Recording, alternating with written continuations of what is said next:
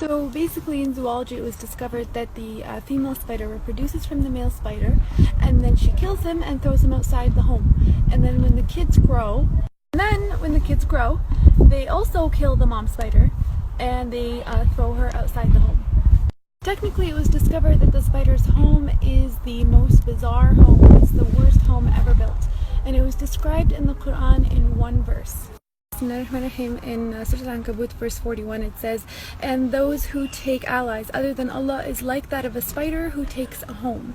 And indeed the weakest of homes is the home of the spider, if only they knew," is how the verse ended.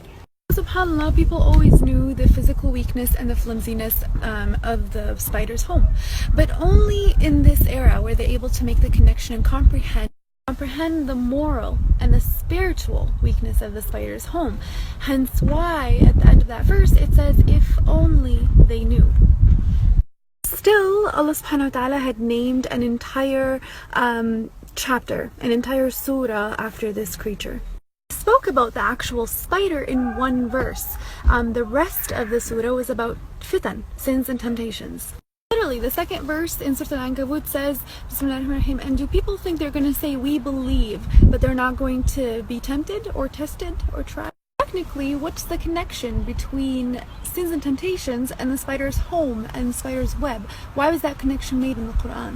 If we actually ponder into it a little bit, we'll realize that the connection and the battle and the intertwinement of fitan and temptations is figuratively, it's like the spider's home, the spider's web. Temptations are everywhere. There's a lot of them, and sometimes they're very intertwined and connected, where sometimes it becomes very difficult for the fitan or temptations to be individually distinguished. And that's why the comparison was there. A human who falls into the trap of temptation and sins is like a human who figuratively falls into a spider's web, technically. Here's the thing. If we decide to leave that trap through seeking our Lord with His power and our will, that trap becomes very weak. Just like the spider's web, it gets demolished with the touch of a finger. SubhanAllah, I just thought that connection in the Quran was very fascinating, very interesting. May Allah protect us from any fitan and temptations.